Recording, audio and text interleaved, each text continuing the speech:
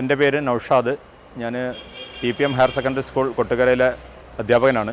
ഇപ്പോൾ നിങ്ങളെ മുന്നിൽ ഇങ്ങനെ വന്നിരിക്കുന്നത് നമ്മുടെ സ്കൂളിൽ 4 കുട്ടികൾക്ക് NTSE പ്രിലിമിനറി റൗണ്ടിൽ ക്വാളിഫൈ ചെയ്യാൻ പറ്റി. 10ാം ക്ലാസ്സിലെ കുട്ടികൾക്ക് വേണ്ടി ദേശീയ തലത്തിൽ നടത്തുന്ന ഒരു വളരെ പ്രധാനപ്പെട്ട ഒരു സ്കോളർഷിപ്പ് എക്സാമാണിത്. സാധാരണ മിനി സിവിൽ സർവീസ് എക്സാം എന്നാണ് ഇതിനെ സാധാരണ പറയുന്നത്.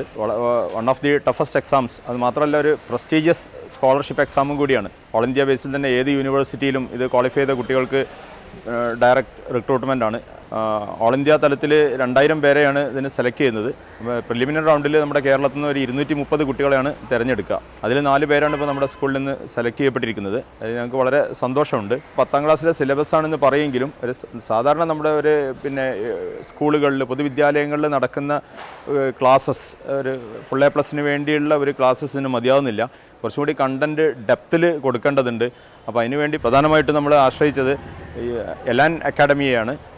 ELAN അക്കാഡമി അവർക്ക് വളരെ സിസ്റ്റമാറ്റിക്കായിട്ട് ഒരു 40 hours ക്രാഷ് കോഴ്സ്, അത് നമ്മൾ സ്ഥിരമായിട്ട് നമ്മൾ പഠിപ്പിക്കുന്ന സിലബസിൻ്റെ ഒന്നും കൂടി ഒരു ഡെപ്തിൽ ഇറങ്ങിയിട്ട് അതിൽ എസ്പെഷ്യലി എക്സാം ഓറിയൻറ്റഡ് ആയിട്ടുള്ള ഒബ്ജക്റ്റീവ് ടൈപ്പ് ക്വസ്റ്റ്യൻസൊക്കെ ചെയ്തുകൊണ്ട് വളരെ ഫലപ്രദമായിട്ടുള്ള ക്ലാസ്സുകൾ കൊടുക്കുകയായിരുന്നു ചെയ്തത്. വളരെ ഫലപ്രദമായിരുന്നു, വളരെ സിസ്റ്റമാറ്റിക് ആയിരുന്നു അവരുടെ ക്ലാസ്സുകളൊക്കെ യൂസ്ഫുൾ ആയിരുന്നു. പിന്നെ അതുപോലെ ഓൺലൈൻ ടെസ്റ്റുകൾ കുട്ടികൾക്ക് ചെയ്യാൻ പറ്റി. അതുപോലെ തന്നെ അവരുടെ സ്റ്റഡി മെറ്റീരിയൽസ് അങ്ങനത്തെ പിന്നെ ഒരുപാട് ഉപകാരമുള്ള അവരുടെ അവസാനം ഒരു മോഡൽ എക്സാം നടത്തുകയുണ്ടായി. ഇതൊക്കെ കുട്ടികൾക്ക് വളരെ ആത്മവിശ്വാസം നൽകാൻ കാരണമായിട്ടുണ്ട്. തികച്ചും നമ്മൾ ഇത്രയും 4 കുട്ടികൾക്കൊന്നും ഒരിക്കലും ഇത് കിട്ടുമെന്ന് പ്രതീക്ഷിച്ചതായിരുന്നില്ല.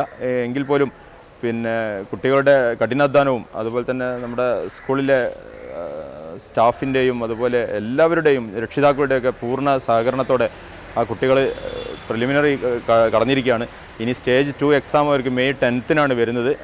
നമ്മുടെ ഈ SLC എക്സാം കഴിഞ്ഞതിന് ശേഷം അവർക്കൊരു സെക്കൻഡറി സ്റ്റേജ് കോച്ചിങ് കൊടുക്കണം എന്നുണ്ട്. അത് ഞങ്ങൾ അതിനെക്കുറിച്ച് ആലോചിച്ച് വരികയാണ്. വളരെ ഫലപ്രദമായിട്ട് ഒന്നും കൂടെ ഹാർഡ് വർക്ക് ചെയ്ത് സെക്കൻഡറി സ്റ്റേജും കൂടിയും ഞങ്ങൾ കടന്നുകൂടണമെന്നുണ്ട്. അതിന് നിങ്ങളുടെ എല്ലാവരുടെയും പൂർണ്ണ പിന്തുണയും പ്രാർത്ഥനയും ഉണ്ടായിരിക്കണം എന്ന് ആവശ്യപ്പെടുകയാണ്.